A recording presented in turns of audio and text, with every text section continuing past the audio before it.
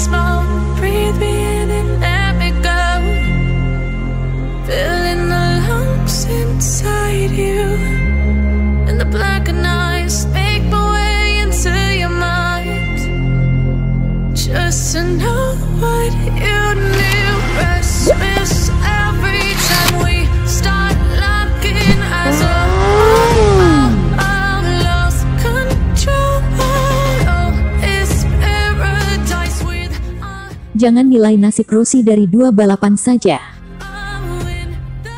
Valentino Rossi dinilai sudah kesulitan di MotoGP setelah tampil jeblok di 2 race perdana MotoGP 2021. Sahabatnya, Alessio Uccio Salucci, membelanya. Rossi pindah tim di MotoGP 2021. Dari Monster Energy Yamaha ia kini jadi rider tim Petronas Yamaha SRT, bertukar posisi dengan Fabio Quartararo. Bersama tim satelit Yamaha itu, Rossi kesulitan. Dari 2 race perdana, The Doctor finish di luar 10 besar. Pada seri perdana MotoGP Qatar, Rossi harus finish ke-12. Sementara pada race kedua di MotoGP Doha, yang juga digelar di sirkuit Losail, rider 42 tahun itu malah finish ke-16 dan gagal meraih poin. Hasil 2 race itu menempatkan Rossi di peringkat 14 klasemen MotoGP sementara ini. 2 race itu membuat Rossi digadang-gadang bakal kesulitan terus di MotoGP. Namun, Uccio membelanya. Sahabat Rossi itu menilai, 2 race bukanlah patokan untuk menentukan karir Rossi.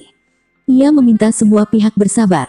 Sama sekali tidak, 2 balapan tidak bisa menentukan masa depan Valentino.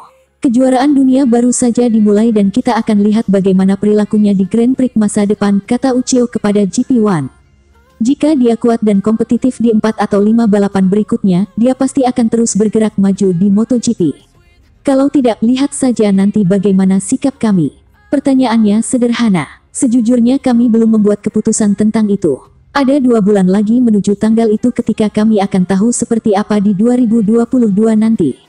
Tentunya pabrik yang kalian dengar adalah yang nanti mereka akan menuntun kami membuat satu keputusan atau lainnya, jelasnya.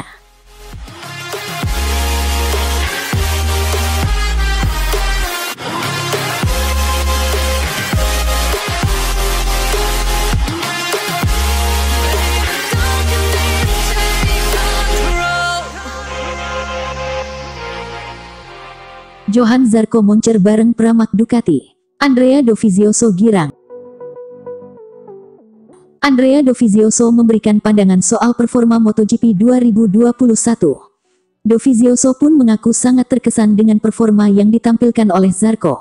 Sebagaimana diketahui, Zarco memang direkrut oleh manajemen tim Pramac Ducati sebagai pembalap mereka di MotoGP 2021.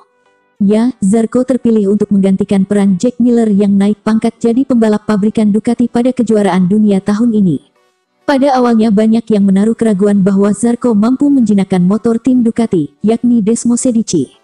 Terlebih Desmosedici memang dikenal sebagai motor yang sangat sulit untuk dikendarai.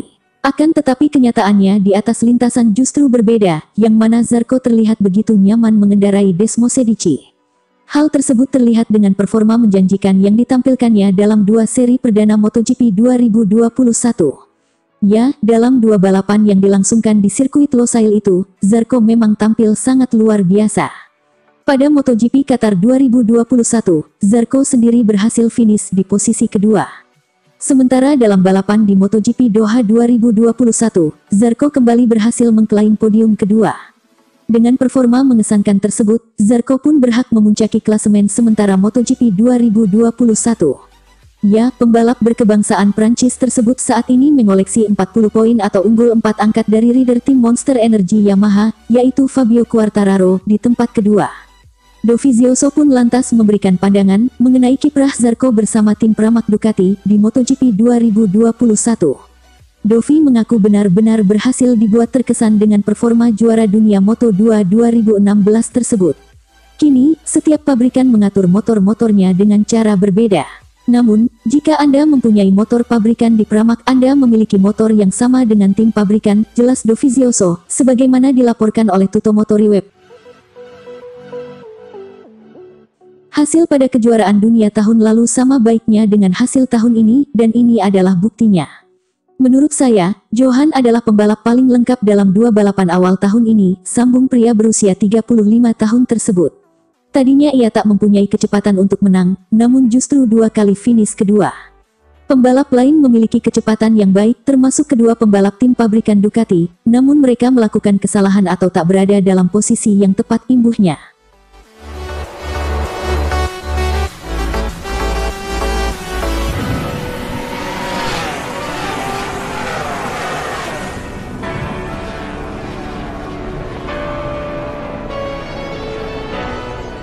Kesulitan kendarai motor KTM, Danilo Petrucci mengaku berasa naik motor Moto3.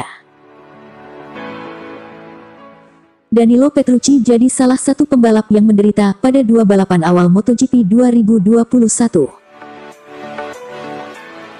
Setelah gagal finish di balapan MotoGP Qatar 2021, Danilo Petrucci cuma finish ke-19 dari 20 pembalap di MotoGP Doha 2021.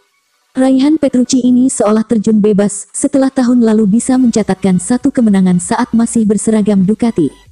Jelas ada yang salah antara Petrucci dengan motor KTM RC16 yang menjadi tunggangannya musim ini.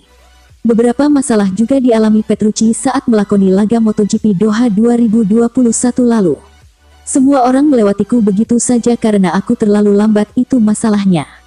Meskipun aku bisa lebih cepat dibanding yang di depanku, aku tetap saja kalah beberapa meter saat akselerasi, dan aku sudah memaksa pengereman untuk bisa mendekat, kata Petrux.